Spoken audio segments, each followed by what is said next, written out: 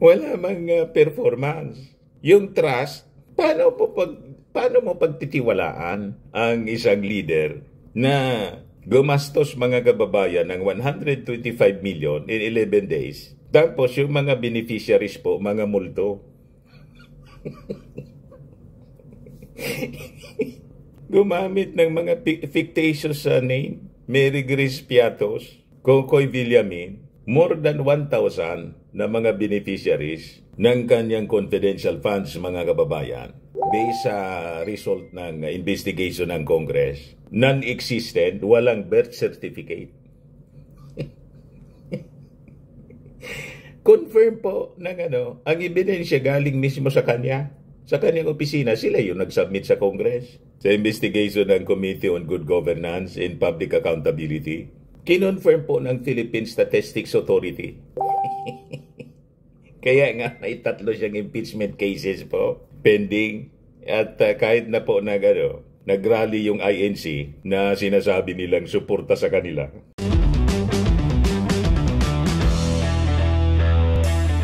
Ito naman po yung bago naming product na binibenta online. iGlow Serum, whitening po siya. Tingnan ninyo yung epekto sa aking anak na architect before and now. Yung mga inquiries po ninyo, dumiretso na lang kayo sa kanyang Facebook account, Riz Maravillas. Big time nga mga kababayan ngayon si Sara Duterte. Big time yung pagbagsak ng ratings. Tingin ko mga kababayan, matinding sakit ng ulo ang dinadanas ngayon ng mga Duterte, lalo na yung mga supporters niya.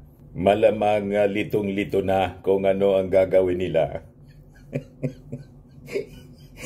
Nag-declare pa naman mga kababayan si Sara Duterte dun sa sa Japan, pumuntang Japan, na imbita ng mga OFW. Ang nag-attend, hindi nga mag-20.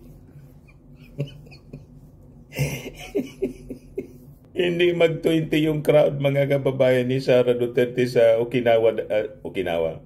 Sa Japan. Hindi man sinabi kung saan yon sa Japan.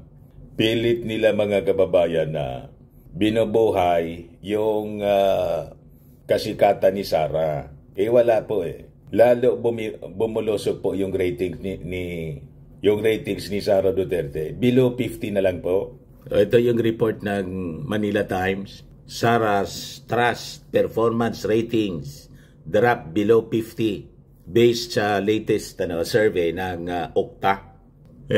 Lahat bumaba po yung ratings ng mga public officials. Presidente, Vice Presidente, Speaker, Senate President. Pero sabi dito, VP Sara Duterte, biggest loser sa trust ratings. Mula mula 59% nung September, 49% na lang po, mga kababayan, below 50. Talo na mga kababayan ni talo na ni Martin Romualdez. Dati na siyang talo, 61% noong September. 59%. Pero yung pagkatalo, lamang lang dati mga kababayan si Martin sa kanya noong September ng 2 points. Ngayon, 9 points na po yung lamang ni Martin. Yung pinipigil na mga Duterte at ng mga DDS na maging susunod na Pangulo, tinawag na tambaluslos. Tingin ko mga kababayan, malamang sa malamang, yung pilit nilang sinisiraan na si Martin Romualdez, na sabi ni Sara, hindi ka man niya mananalo. Anong hindi mananalo? Talo ka na ng 9 points. 9 points mga kababayan yun lamang ni Martin Romualdez sa November survey ng Okta Research. 3 years pa, more than 3 years pa before the 2028 presidential elections. I-base mga kababayan sa mga surveys. Once ng isang politiko dumausdos, tuloy-tuloy ang pagdausdos po. Kaya with this result ng survey mga kababayan, malamang mangiyak-iyak na po ang mga Duterte, pati yung mga DDS. Magsirko-sirko na sila sa sama ng loob. Kaya si Sara Duterte tinanggal ng ating Pangulong Bongbong Marcos sa pagka-member ng National Security Council. We were expecting na magwawala si Inday, magpape-press con. Sinabihan siguro ng mga advisors, huwag ka na niya magsalita, lalo kang lulubog. Hindi na magsalita. Tapos nakita natin si Sara Duterte tapos si Digong. Gusto nang peace unity. Suportado daw, mga kababayan, yung INC, yung Iglesia ni Cristo, yung sinisulong na peace and unity. Yung peace rally ng Iglesia ni Cristo, biglang sumakay mga kababayan sa issue ng sinusulong na agenda ng peace unity. Hindi man po maniwala yung ating mga mamamayang Filipino kasi sila yung nanggugulo. Kaya nga sabi natin, yung mga mensahe doon sa mga placards na dala-dala ng Iglesia ni Cristo, mga members ng Iglesia ni Cristo, including yung iwinigayway ni Bato, lahat ito mga patama sa kanila. Lahat yun mga patama sa kanila. Kasi po, malinaw naman na ang nanggugulo po dito sa ating bansa, yung mga Duterte.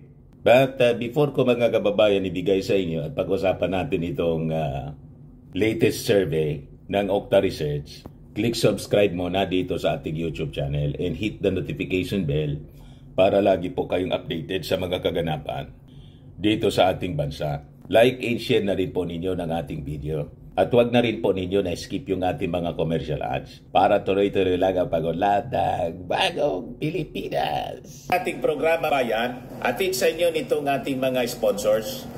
Firmax Firming and Lifting Cream. Pinapay po sa mga pulses in affected area. Mainam po ito sa mga pains at paninigas ng mga kaso-kasuan. Ito sa mukha naman yung application, anti-aging, Automax po siya. Ito ay Glow 60 mga kababayan. Whitening po siya. Made in South Korea. Ito naman po, Nengxia Red Mix Fruit Drink. Gawa po siya sa goji berry. May anti-cancer properties po siya. At sa mga nagana po ng malinis and spacious fitness gym, pumunta lang po kayo sa aming Colossal Fitness Gym. May Grab car rental din po kami. At bills payment po sa aming office. At saka sa mga mahilig po sa mga imported bags, manood po kayo sa live selling ni Madam Eileen Rosales sa kanyang Eileen Closet po. Pati mga shoes, ito yung kanya po. Ito yung kanyang page. Kita ninyo, napakagandang mga online selling po siya. Si Madam Eileen Rosales. Cellphone number niya po, 773-798-7816. Balikan natin mga kababayan yung pagsadsad ng todo. 10 points po yung binagsak ng ratings ni Sara Duterte. Siya yung biggest loser, sabi po ng Okta Research. Yan 10-point decline in trust ratings. Sara's trust performance ratings drop below 50%, sabi ng Okta. Nalusaw na po yung mga supporters ni Sara. Yung performance nga po, performance ratings ni Sara, dapat 0. Grabe ka naman niya, Mr. Maravillas. Hindi man po nagtatrabaho na. Sige lang, ikot-ikot po. Pag ikot-ikot niya, silpi-silpi. Pagtumba ng buwan, kobra ng sweldo galing sa taxes ng ating mga mamamayang Pilipino. Walang silpi po. Kaya itong trust ratings po ni Sara, questionable pa nga po. Dapat nito 0. 0 trust ratings and 0 performance. Ang nagtatrabaho man lang po itong tatlong opisyal, yung ating Pangulong Bongbong Marcos, kapanipaniwala yung kanyang trust and performance ratings. Kumbaga may slight decline, talagang that's normal. Si Senate President Chis Escudero, nagtatrabaho po. Nakikita natin nagtatrabaho. Lalo na po si Speaker Martin Romualdez. hardworking Speaker of the House. Makikita ninyo yung performance niya as a Speaker of the House.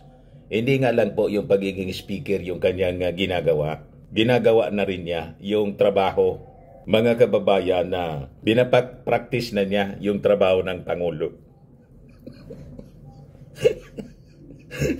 Bumibisita doon sa mga kampo ng mga ng military para alamin kung ano yung pangangailangan.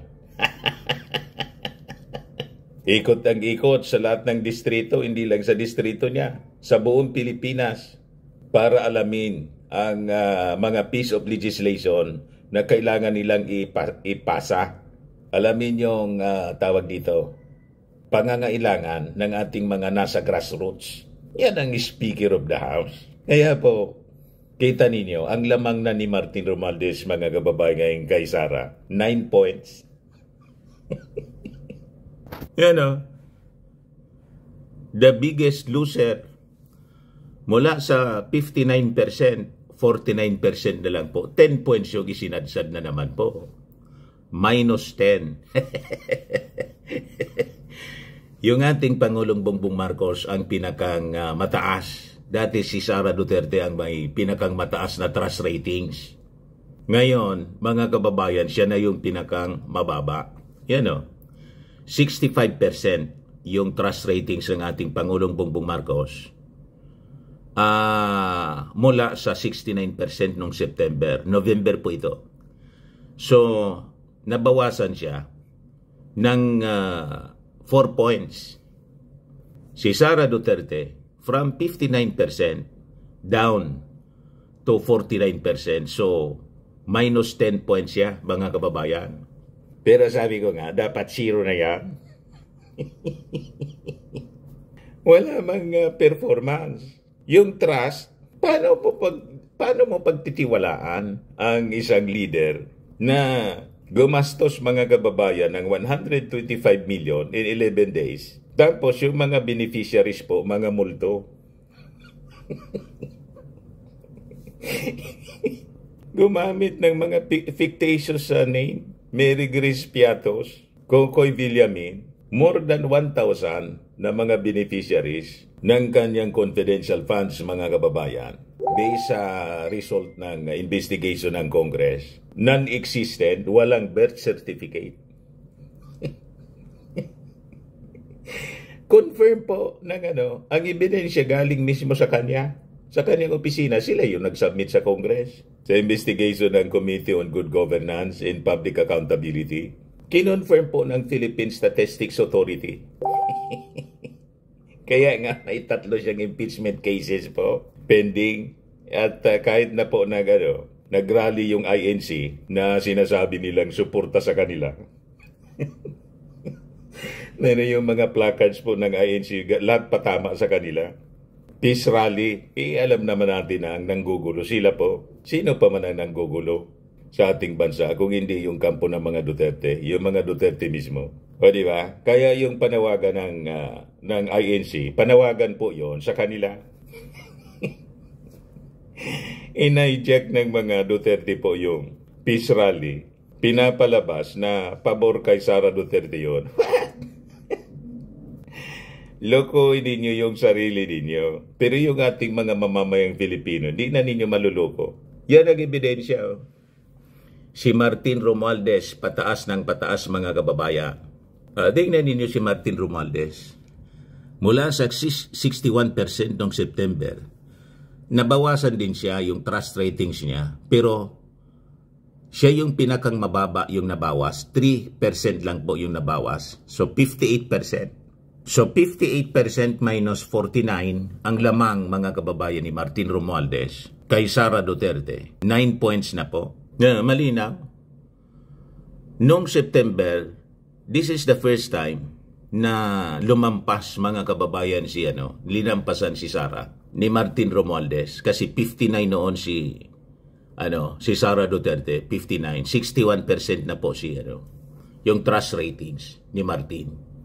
Si Escudero, 63%. From 67, 63%. So 4 points din po yung nabawas kay parehas ni President Bongbong, nabawasan ng 4%. So lahat sila bumaba. Pero ang big time loser, mga kababayan, si Sara. Ang big time gainer po, si Martin Romualdez. Yung kinakainis nila, mga kababayan, ang pinagdududahan, natatakbo sa pagkapangulo. Yung kanilang kinakainis, malamang mga kababayan, yun ang mangyari, yung duda nila. Talagang ang susunod na presidente, mga kababayan ng Pilipinas, si Martin Romualdez. Ano tingin ninyo? Kitang-kita na po. Yung ating Speaker of the House po, napaka-humble. Kahit sinisiraan ng sinisiraan. Iyan po ang ugali ng mga Pilipino kasi. Ang mga Pilipino, kung sino yung underdog, ginawa nilang underdog, si Martin Romualdez. Kung sino ang underdog sa politika dito sa Pilipinas, yun ang sinusupport po ng mga mamamayang Filipino. Kung sino yung bully, siyempre sino ang magugusto sa bully? Binabagsak po yan ng ating mga mamamayan. Kasi wala man simpleng magugusto sa isang tao na arugante, napakasama ng ugali. Tama po mga kababayan.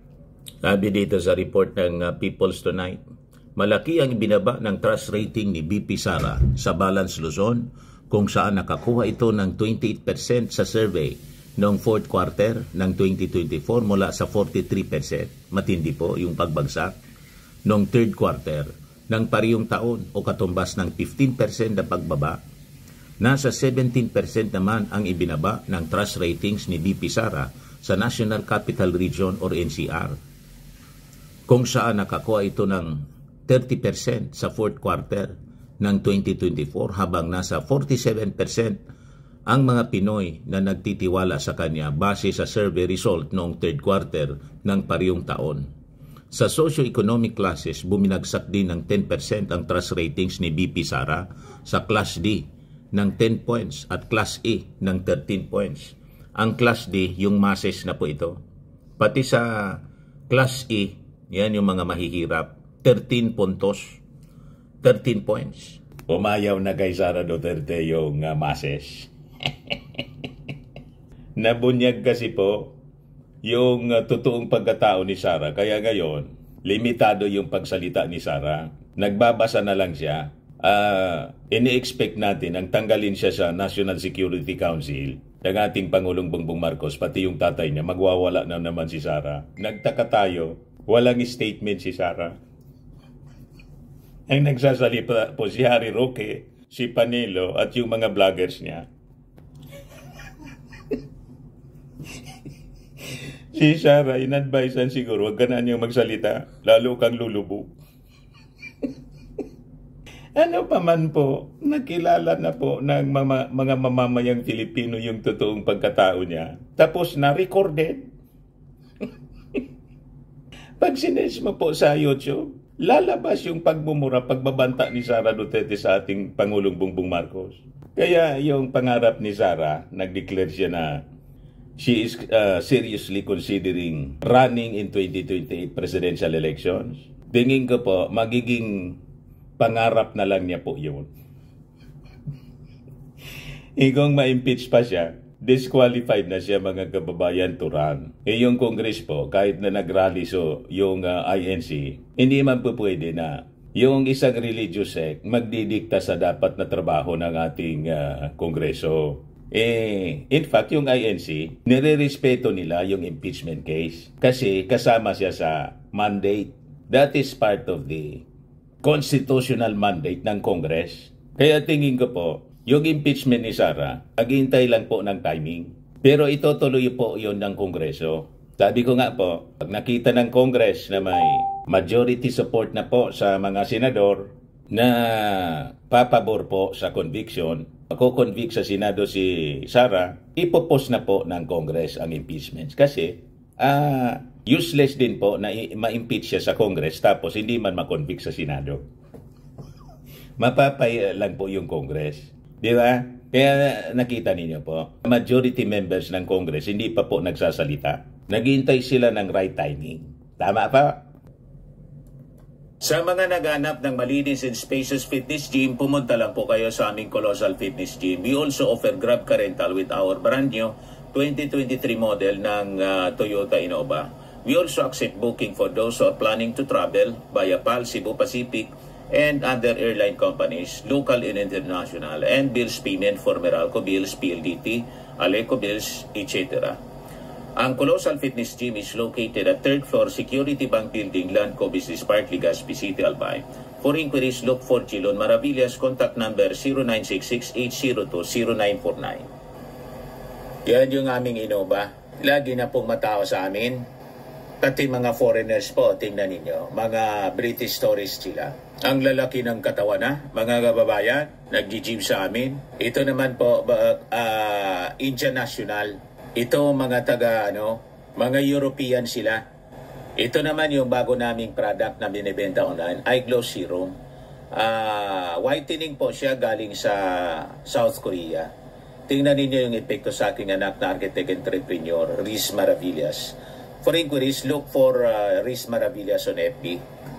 Ito naman po, Firmax Framing and Lifting Cream. Pinapahid po ito sa mga pulses and affected area. Mahina po ito sa mga pains at paninigas na mga kaso-kasoan.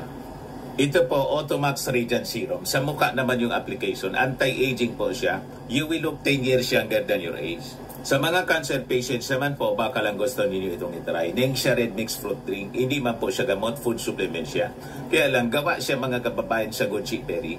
Yung goji berry may anti-cancer properties. Yung mga inquiries ninyo, dumiritso na lang kayo sa aming messages sa Facebook para masagot namin agad. Ayos po, ako po si Dante Maravillas. Bye-bye. God bless.